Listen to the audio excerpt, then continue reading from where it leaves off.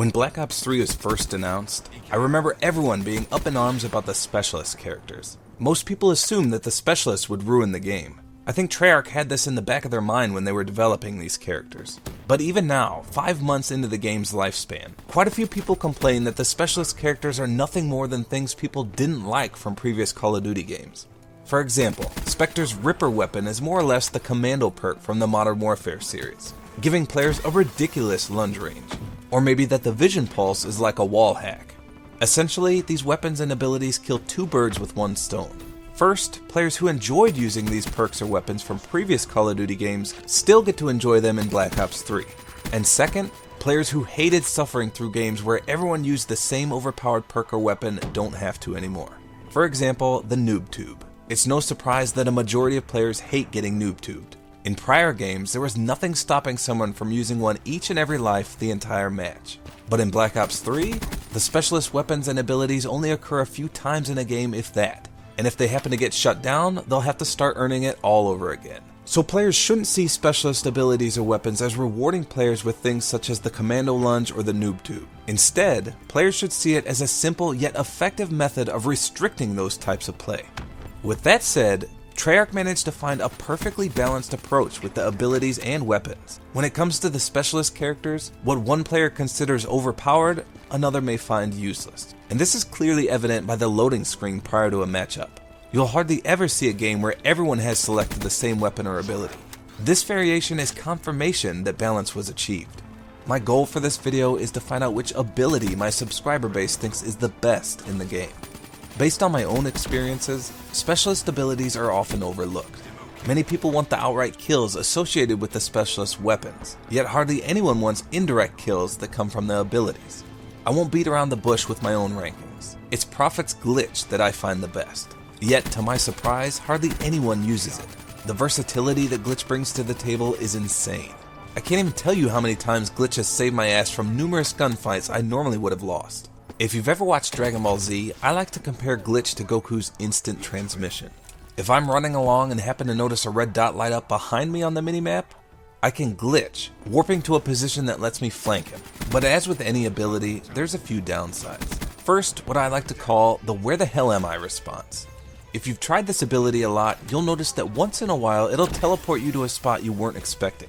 And more than likely, you'll be dazed and confused as to where you are. It's almost like you're in a different game altogether, which isn't a good thing if you're in an active gunfight. It also requires a very good sense of the fight or flight response. Glitching too soon or too late may be problematic, but once you master the timing, it'll be essential to saving your life. Not many abilities can boast the chance to save you from death in so many ways. Get stuck by a Semtex grenade on a 29 gun streak? Glitch could have saved you. Accidentally trigger a H.I.V.E. pod one off a mothership? Glitch is there to save the day. An RC car is racing towards you at 500 miles per hour and you don't have flak jacket? Glitch can avoid the explosion. Turn a corner blindly and find yourself outnumbered? Nope the F out of there with Glitch. Like I said earlier though, what one person deems a good ability, another will call wank on the cob. I think style of play will be a huge determining factor as to which ability people prefer. For example, if you're a run and gunner, you'll probably find Rune's overdrive ability quite handy. It'll allow you to get to the front lines faster, escape enemies with higher success, or surprise enemies even quicker than normal with an all-in-your-face attitude. But what about an LMG user that camps his dick off all match? Overdrive would be practically worthless. Instead, combat focus may be ideal. If you plan to be stationary most of the match, it's probably a given that you'll have a launcher on your back. And you should definitely think twice about equipping combat focus without one. You'll likely only get 1 or 2 kills when you activate combat focus, if that. It's very hard to accurately predict when you may encounter multiple enemies in a fast-paced game like this. What you can bank on, however, are ample UAVs in the sky. Wait until you see 2 or more UAVs or other score streaks in the sky, shoot your launcher, and pop the combat focus ability. If you're running the lower score streaks, you can instantly earn all of them from the safety of the back of the map without risking your own life. So after using each ability hundreds of times, you'll likely have a least favorite one as well. Personally, I give this reward to Rejack. It was just nerfed way too hard from the beta. The fact that you can die instantly 2 times in a row while using this ability will likely have most players shying away from it. If you're concerned about your KD ratio, you'll likely never use this one. But even with how bad the ability may seem, there's still a use for it. For example, challenge seekers. Let's say you're struggling with the chameleon camo on certain weapons, which is to get 5 bloodthirsty medals. Maybe with the combat knife, for instance. It can potentially give you a second chance. The bloodthirsty challenges will carry over if you come back to life with Rejack. So if you go on a 4-kill streak with the knife, die, Rejack, and survive, all you need is one more kill still to be rewarded with the bloodthirsty medal. Again, playstyle is a huge determining factor. Now this may come as a surprise to some of you, but I actually think Vision Pulse is one of the weaker abilities in the game.